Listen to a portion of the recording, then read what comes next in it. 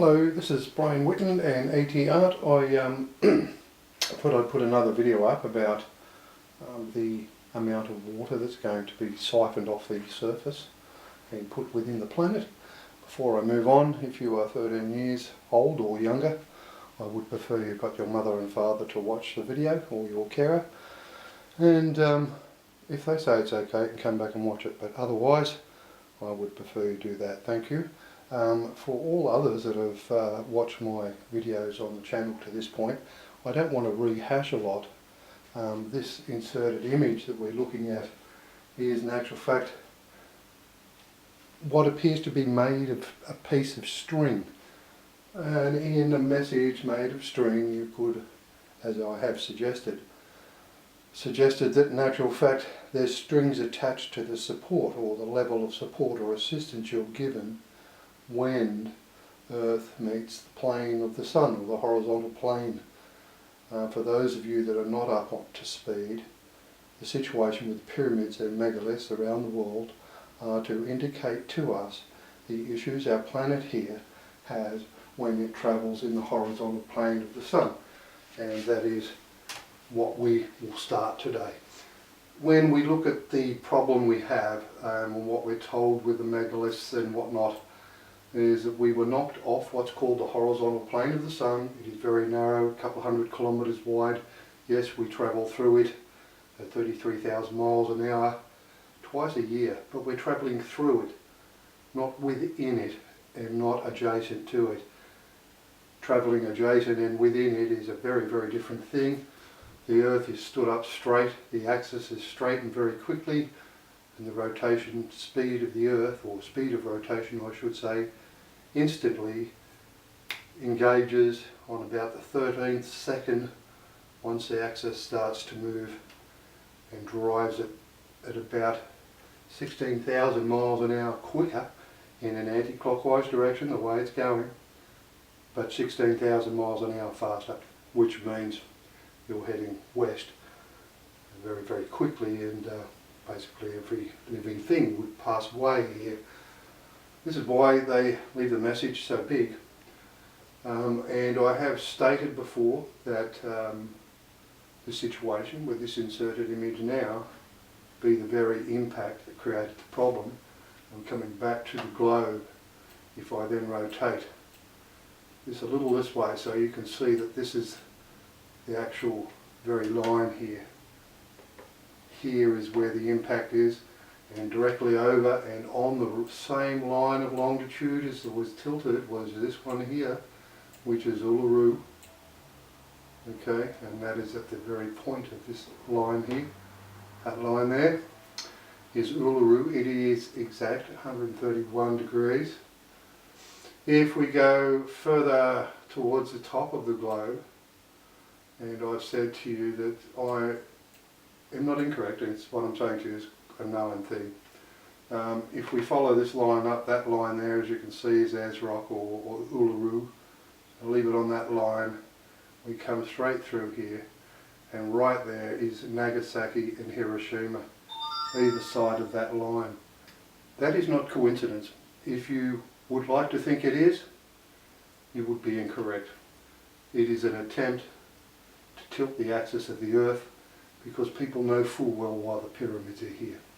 And that is the most upsetting thing about spending the better part of well over a year working it out, was to find out things like that. It really is quite a daunting thing to think mankind can hide from others of his own breed, hide the truth to the point that happens, and people are bombed and a whole war initiated. And if you think that that's a joke, I'll tell you what, you go on Google Earth, you run that line and then run another one parallel to it, or not parallel but crisscrossing it, diagonal, and go and have a look, because you'll pick up all of the other wars in Europe, the blanket bombing of London, the carpet bombing of Dresden, all above the very point the comet hit in the Mediterranean in more ways than one. And the same thing happens here when you go to the start of the impact or the end of the impact, Vietnam, Korea, etc., etc. And you could even go back to the cocaine wars in China and the bombing of Beijing. As soon as they had this, it's like the Europeans, which is one of which is I. It seems like as soon as they got something that went bang big enough, they've started to try and do this and tried to tilt the axis of the Earth with massive explosions for 100 years. We can't do much about that because we're right where we are now. We're at the end of a cycle. We're at the situation where our planet Earth here is going to be rotated or rotate very quickly if it's allowed to. I would not see that be the case, or the pyramids wouldn't be here to tell us such things. This may seem a little bit off topic, but it's not really.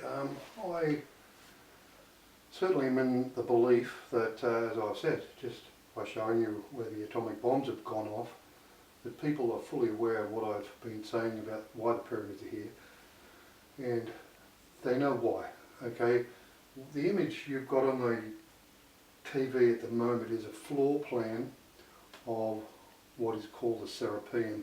It's a building structure that's about 12 kilometres southeast of the pyramids in Cairo. These black dots here that you see are in actual fact indicative of the black boxes within the alcoves in the master hall here.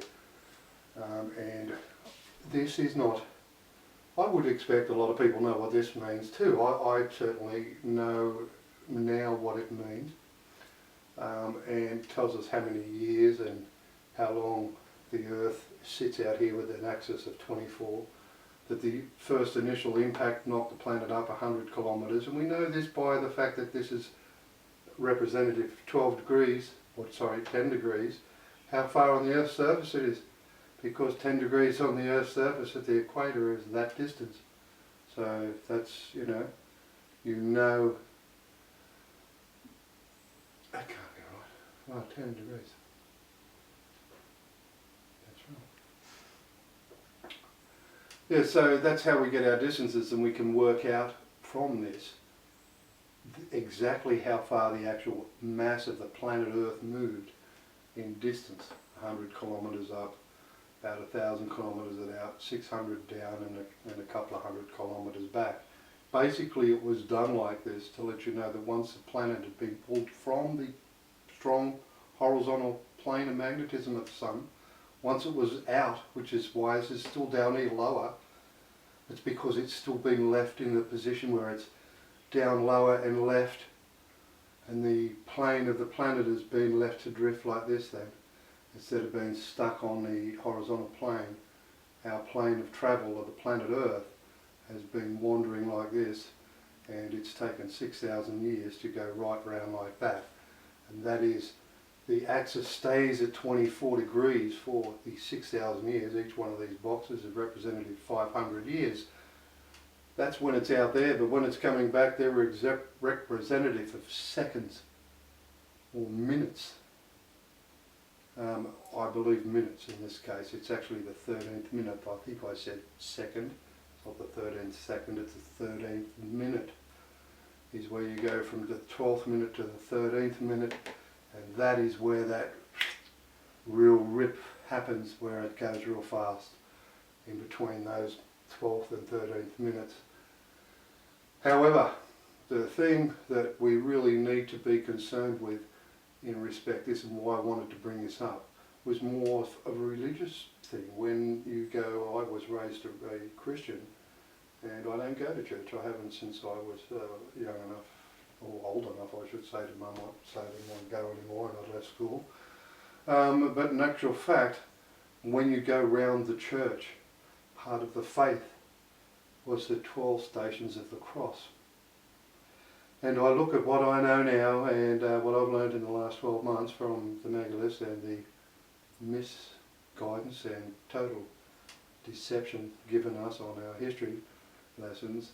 I sit here now and I'm looking at the way they set that up in a church. If you've got 6 signs of the cross, so there's 12 signs of the cross, 6 on one side of the main aisle and 6 on the other side, And I sit here and look at this, and I'm looking at 6 that side of the aisle, 6 that side of the aisle, in a building that's here talking to me about the planet coming and joining and making the crossing the line of horizontal magnitude of the sun and being grasped by it.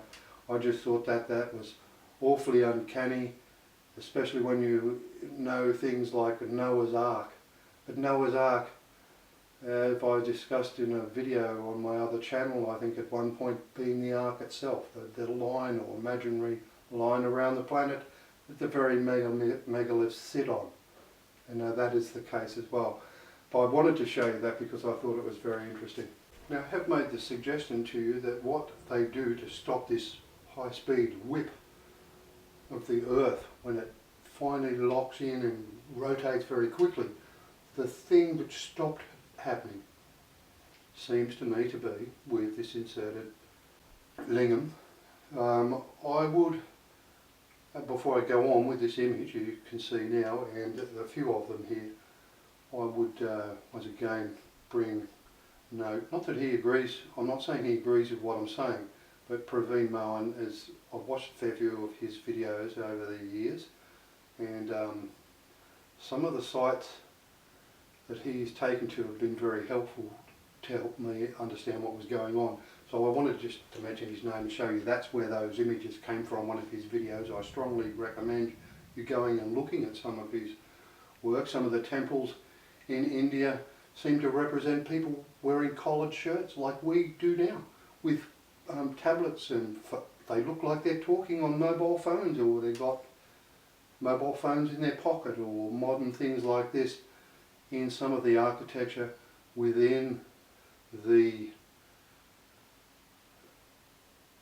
temple. So I strongly recommend you have a look at Praveen's site, and there is something he mentioned some time back about this video he has here about a perpetual motion machine.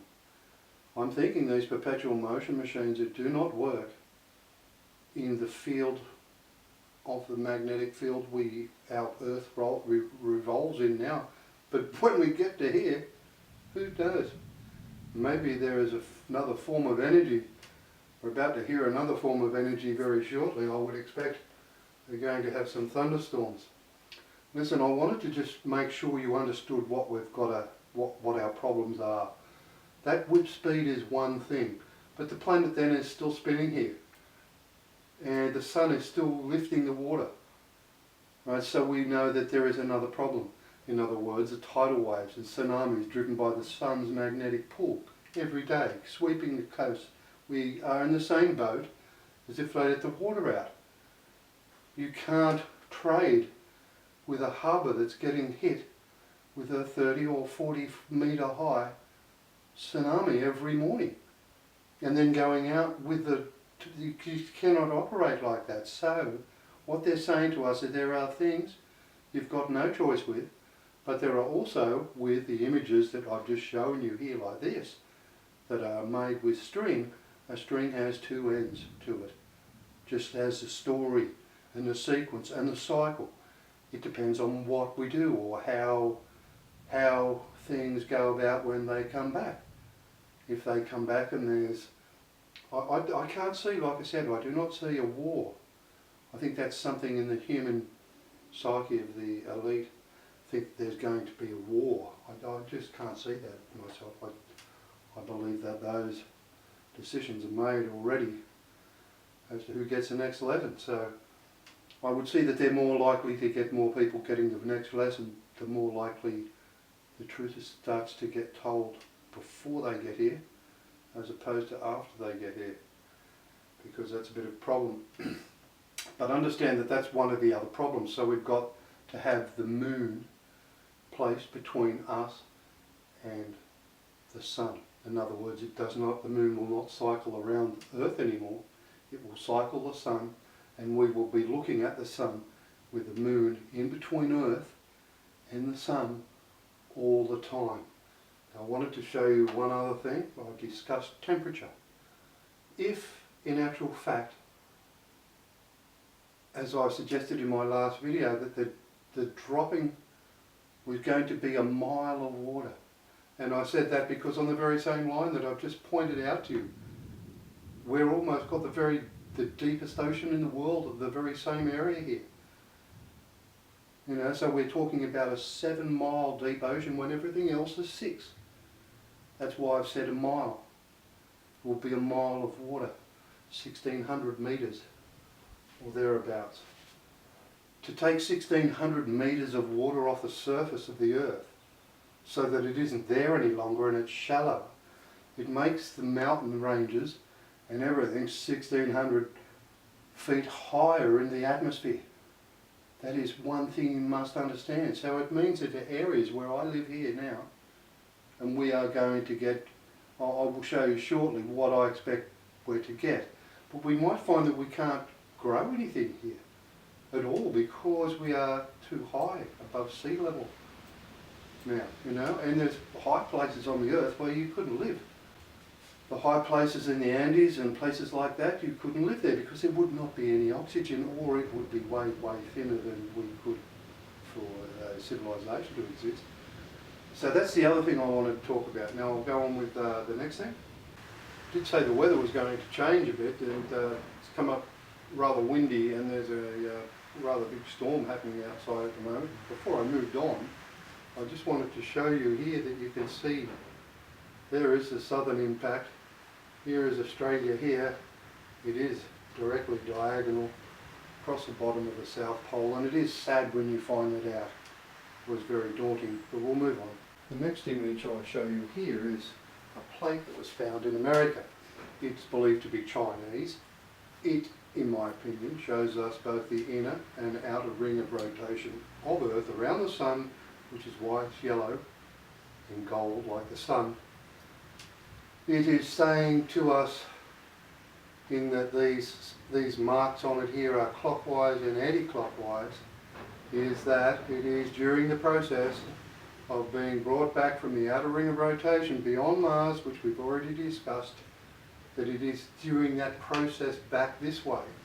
Excuse me, I'll get my globe, where in the outer ring it is laid over like that, and for 1,000 years it rotates like so, still rotating in the same direction, and 1,000 years after that it is stood up that way.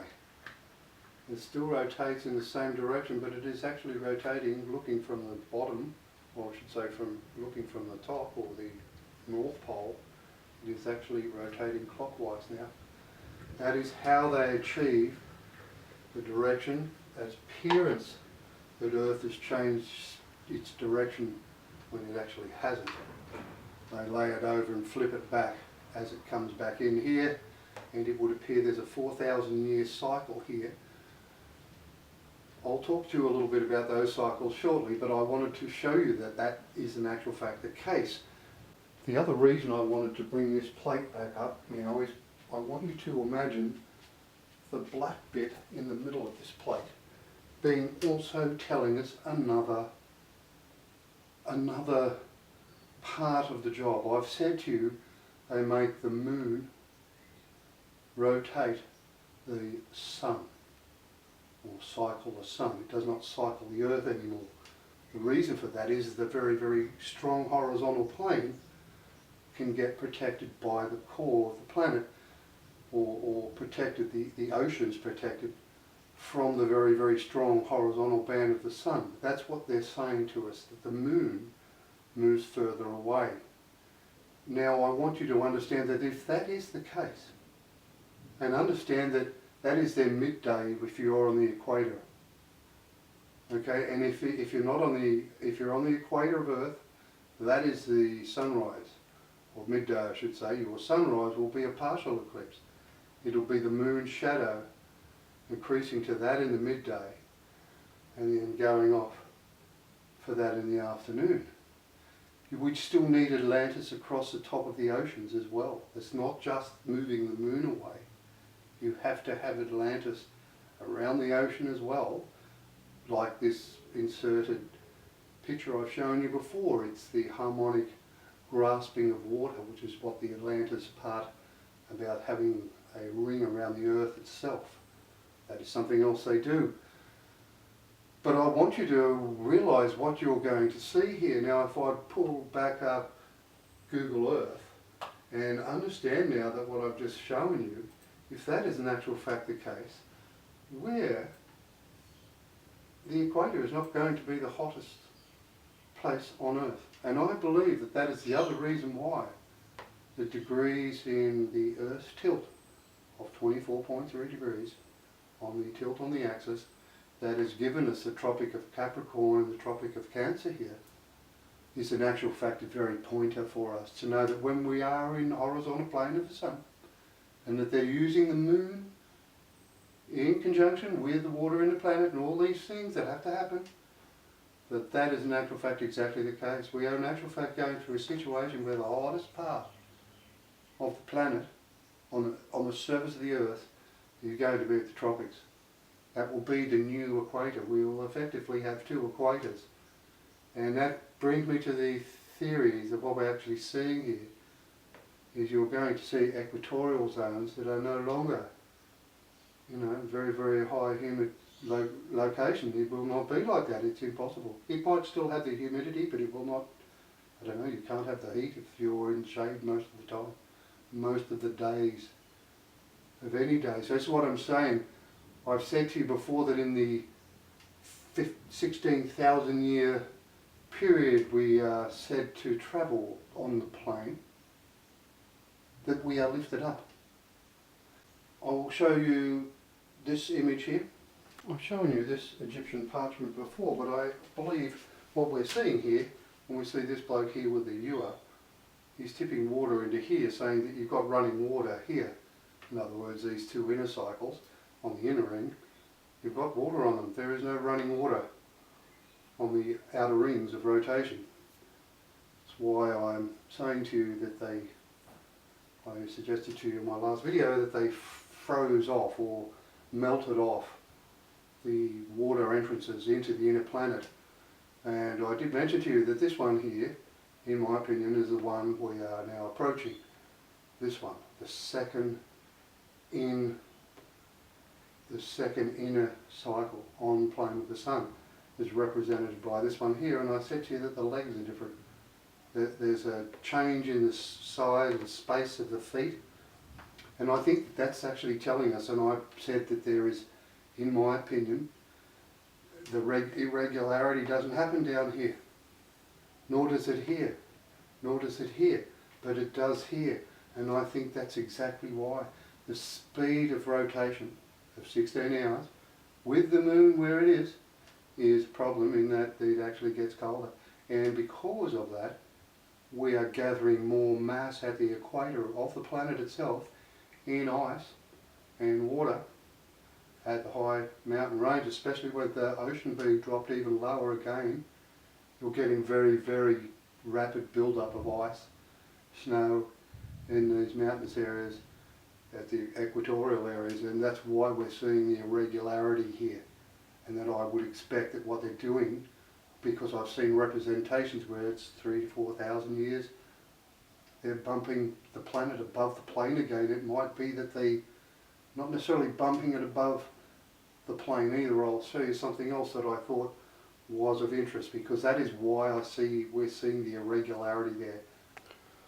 I've shown you this megalithic site before as well, and I'm sorry, I do not know where this is, and I just stopped at the middle of the video and knew straight away what it was referring to was the cycles, and I said to you that these are shaped like this for brake pads, to make us aware of how fast the bigger brake pad out here was, because it was going faster in the outer ring of rotation, which it is. It is rotating or travelling through space even faster, but also rotating on its axis faster.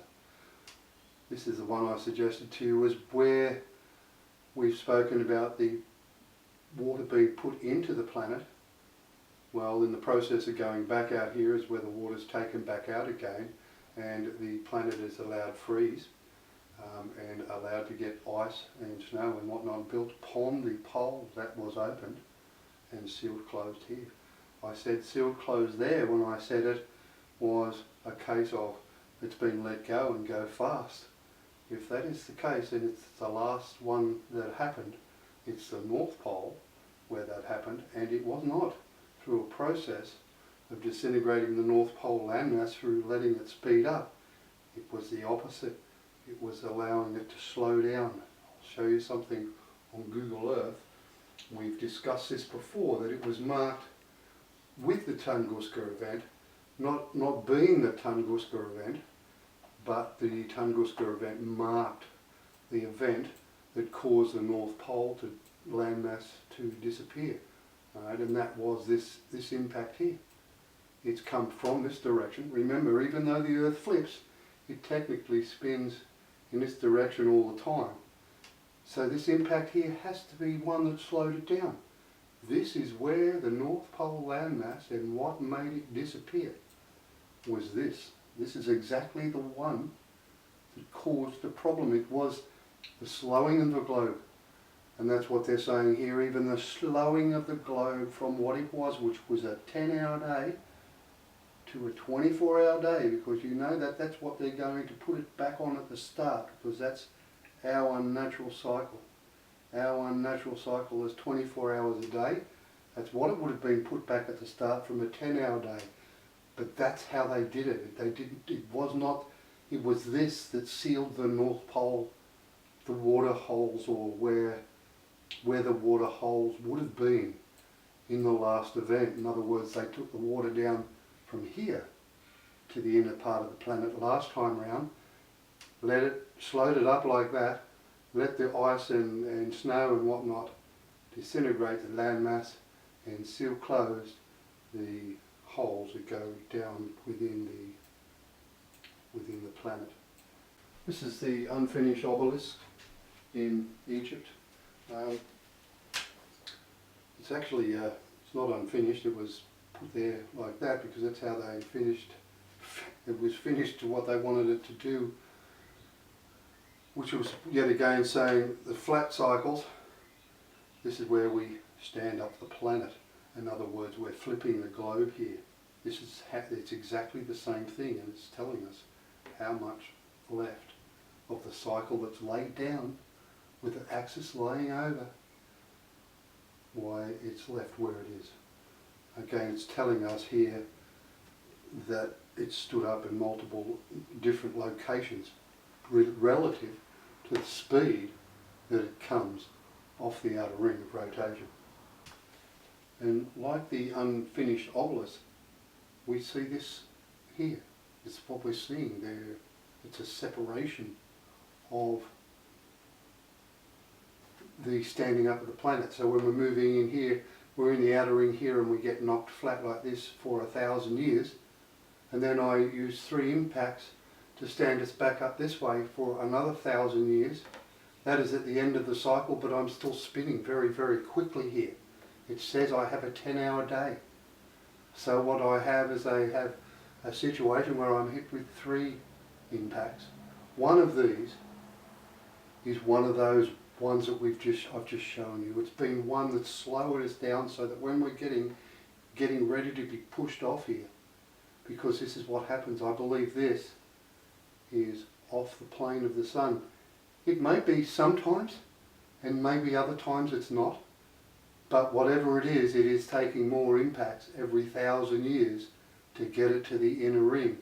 The reason I wanted to show you that and to come back here is to say we are still going fast here. So that impact that removes the North Pole is right here at the end of the cycle that was then.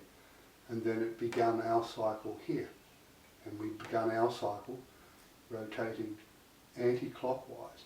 But at this point we were going around the sun in the clockwise direction, and going around the sun in a clockwise direction whilst we're rotating anti-clockwise is not an issue because we're coming into the movement of the horizontal plane where we are in favour, and it gives us a 32-hour day, which is why, and that is why I believe that when we come back to the Bohr image here, we see this without very much of a mark on it. It is marked, but only just, because as I've just shown you, those 4,000 year sequence to move from where it puts people back on the planet again. I'll show you, we'll go back there very shortly. But when the movement in here, we are seeing the Earth from a 24-hour day being slowed. After the first initial event, I would expect that to kick off a 24-hour day. In other words, it was in a position where it could be. Okay, and then moved into this gradually. Each 1,000 years, another 2 hours, which is why it is 4,000 years. That's why they do it that way. 2 hours every 1,000 years is the extra 8 hours. And that's why that's the case. So we know by the time the Earth hits here, it's already going the right speed, that it will mesh with it and just keep going and still be in a position then where the Earth would be, the axis would be straight as well in that cycle, in plane with the Sun, as is ours. That's why the lessons we're getting are the way they are. I'll show you something else. I'll just come back here for a short moment, then say that is where I believe the impact marked by the Tunguska event, that impact in the desert in Russia or Asia is in actual fact exactly that. It's been created at the time to slow the planet up, and as I said, I would expect then we're going to kick off at 24-hour days. It's going to be 24-hour days for that 1,000, 26, 28, 30, so on. That's what it'll be. 32 by the time it gets here. And that's why that's happening. I also want you to be aware of that there. That's where I believe they're saying I'm putting Asians on the planet here, back from Mars, and putting Egyptians back on here. I just wanted to show you that because I believe that is represented exactly in the Dandara lights. This is a very much spoken of Egyptian relief that people believe depict the Egyptians had electricity and that these look like to be globes.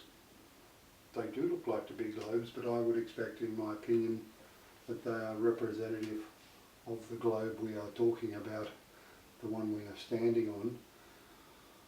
When I look at what I want you to take note of is this man here and this man here.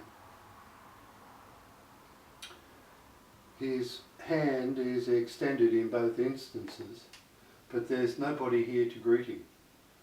I believe what we are seeing here is them tell us that when we are laid flat on the axis to move back in from the outer ring, right, that at the time they come to do this, there is nobody here to greet him because there's nobody on the earth here when this happens.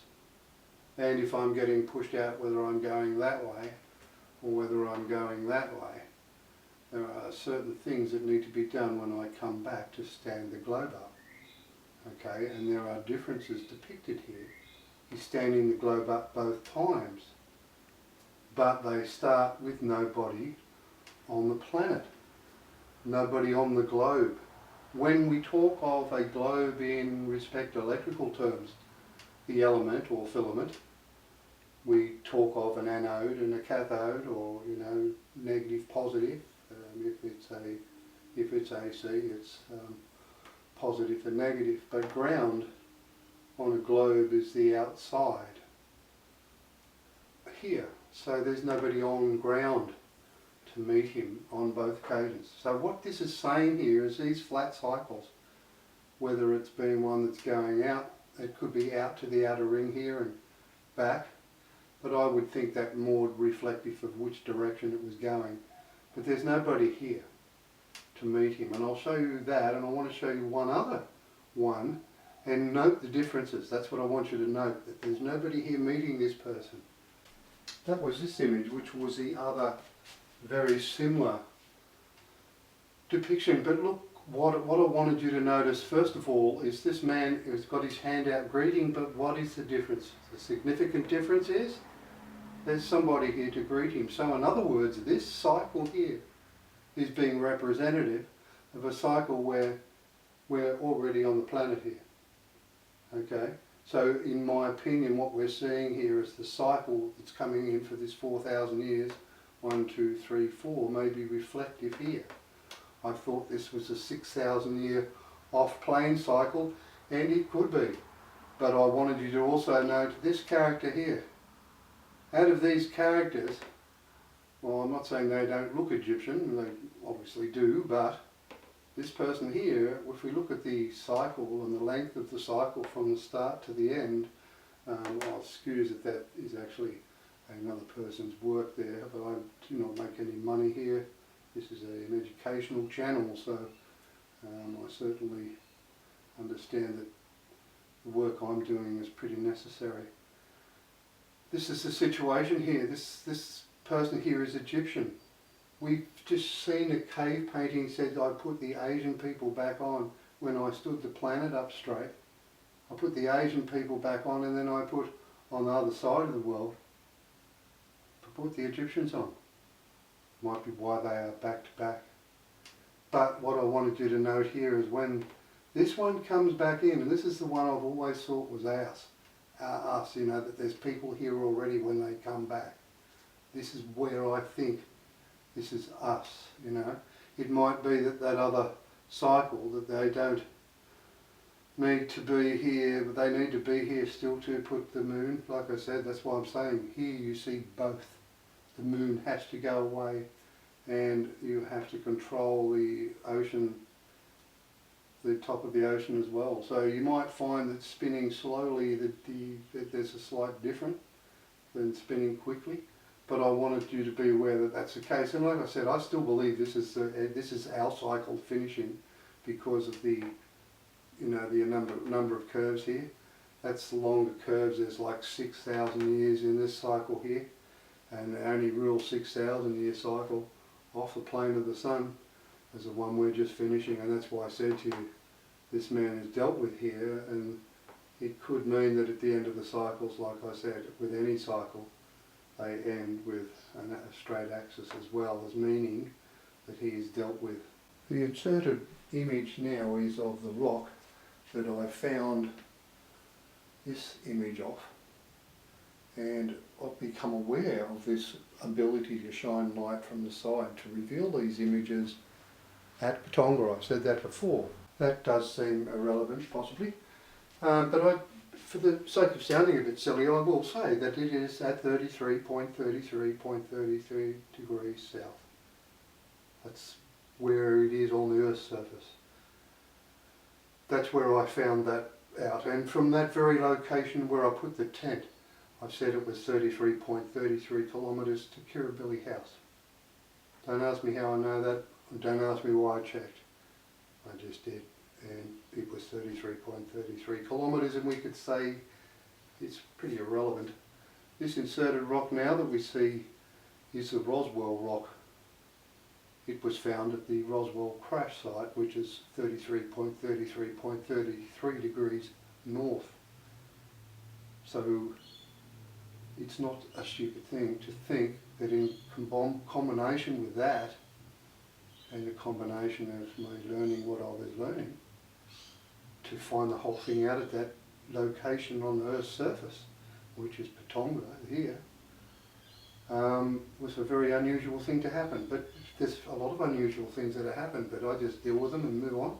What I wanted to do, and the reason I've come back to Google Earth, is for us to become a little bit more aware of a few things.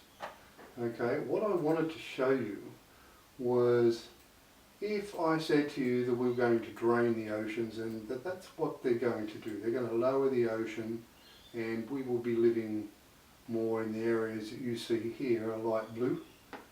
Okay, they'll be the areas where we'll be living. They'll be the ones that are exposed, these oceans here. The reason I came back here, I guess, was because I found something that was to me, you know, really quite interesting. Off the coast of Perth here, so I've just shown you that we've come to the lower part of Western Australia here. We are pretty much on a dead diagonal from the line coming across from what was Uluru, where I told you it was the very point of this line here. When I come across here, I looked at something here the other day which I thought that looks very, very odd there. And I zoomed in and I thought there's a structure here with a couple of pipes hanging out. It is really, really obvious to see it. Okay, and as you can see, I'll zoom out again so you can see where it is. And I said to you that I would suspect that many, many times before the oceans have been drained into the inner part of the planet to make the core appear bigger so that the situation with this high speed power snap of speed increase does not happen. And that's, I thought, well, that's amazing. So what I did was I followed this to see where it went. And as you can see, it comes along here. There's two pipes, they come out here. Pipes, they would be big pipes. All the way out along here.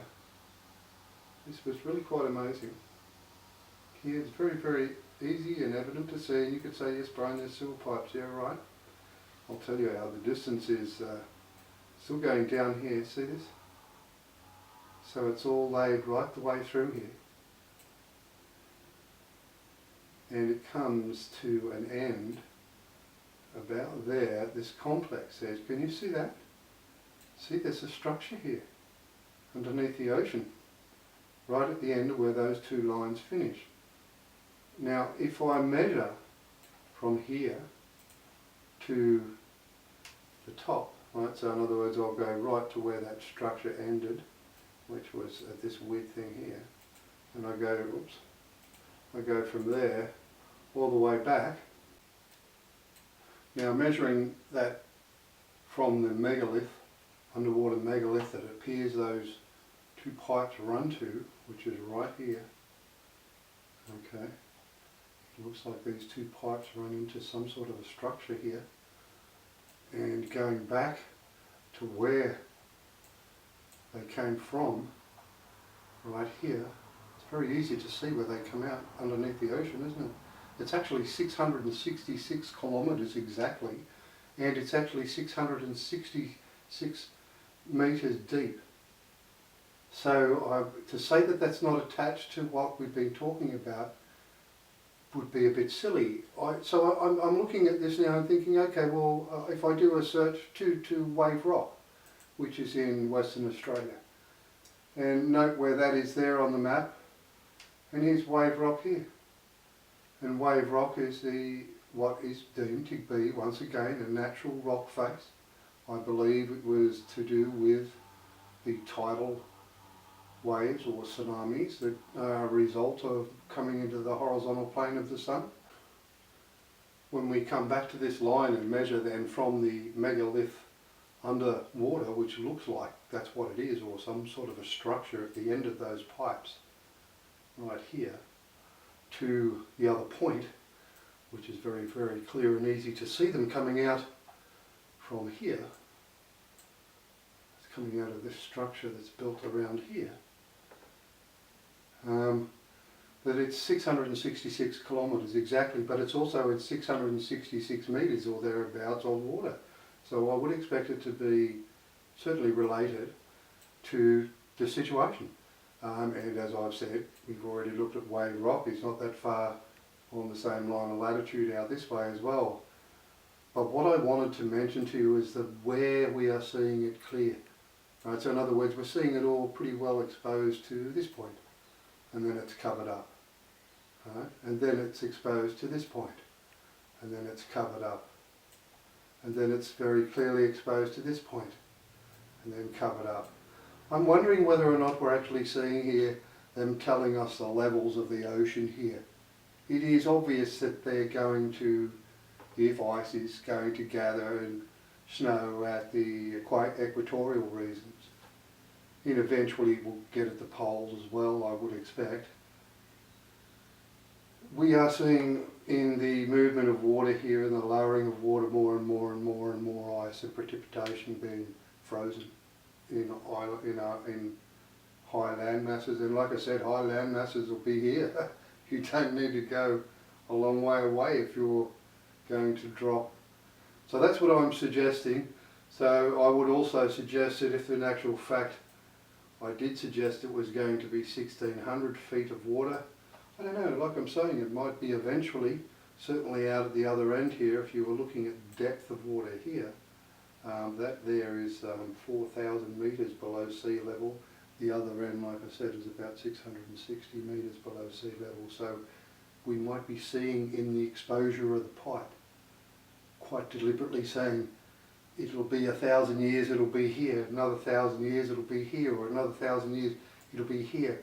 That might be what that is. It could be totally wrong. It might be that it's going to go all the way out there in the first instance, and this is already some made freeway to get us to where it would be the deep oceans, because we need to have deep oceans to be able to, that's what I'm saying, it doesn't matter which way you go about this, there is no port we can use. You cannot live one way with a tsunami coming at you every day, but you also now realise that everybody who thinks they own ocean or seaside land, you don't anymore. You're going to be looking out across a plain, which will be farmland, I would expect. We're going to need, there's obviously a lot of land going to be exposed here, all of this area here.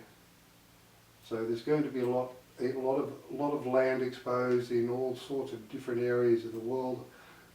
But there's also parts that are going to be unlivable. As much as you might think, oh well, there's a lot of people that live on islands here. These are very mountainous islands. Yes, they are. But look at all the plains that are being opened up here. If this, in actual fact, turns to farmable land, it could be millions and millions and millions of acres. How long it takes us to get to where we can use it, I don't know. I think I'll finish up on this crop circle today with the video we've gone through to this point and say where we've just discussed, we have now discussed a situation where the equator is no longer the warmest part, that the moon itself has moved between the sun and the earth, so that it is in sync, and that if you're living on the equatorial regions, you're going to get a situation where you are seeing a partial eclipse, a full eclipse, and a partial eclipse every day, which drives the equatorial regions into ice and snow at its high peaks, especially with the oceans lowered. The level of the ocean lowered does the same thing everywhere. We're not seeing exactly that here.